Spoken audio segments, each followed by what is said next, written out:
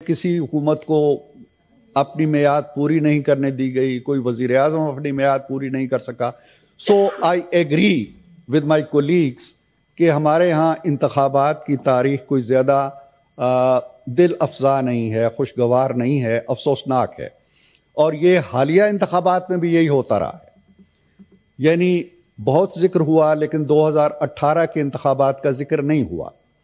2018 میں کیا ہوا تھا؟ 2024 کا ہم نے رونا رویا، ایک شام غریباں کی کیفیت بپا کی، لیکن کاش ہم 2018 کا بھی ذکر کرتے. میرے بہت ہی محترم دوست نے کہا کہ علی ظفر صاحب نے کہ جو آج ہنس رہے ہیں کل وہ پھر سزائیں انہیں ملے گی تو وہ روئیں گے.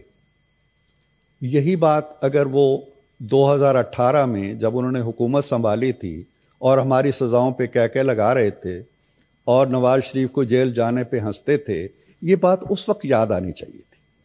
یہ بات آج نہیں یاد آنی چاہیے.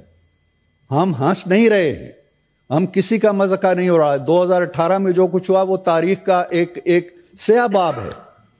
کس طرح رات کو اب کہتے ہیں جی کہ 10 گھنٹے الیکشن، 4 دن بعد نتائج کا اعلان ہوا تھا، اور اس طرح وہ برستے رہے، کبھی رات کو، کبھی دن کو، کبھی شام کو. ایسے نہیں ہے. اس وقت بھی بہت کچھ ہوا، شاید آج بھی ہوا ہو، اور اگر آج ہوا ہے تو وہ پورے ملک میں ہوا ہے. وہ صرف پنجاب میں نہیں ہوا، وہ صرف بلوچستان میں نہیں ہوا، وہ خیبر پختونخوا میں بھی ہوا ہے. اگر یہاں پہ ایک الیکشن کمشنر ہے تو کیا خیبر پختونخوا میں امام کعبہ نے الیکشن کرائے ہیں؟ کیا وہاں یہی الیکشن کمشنر نہیں تھا؟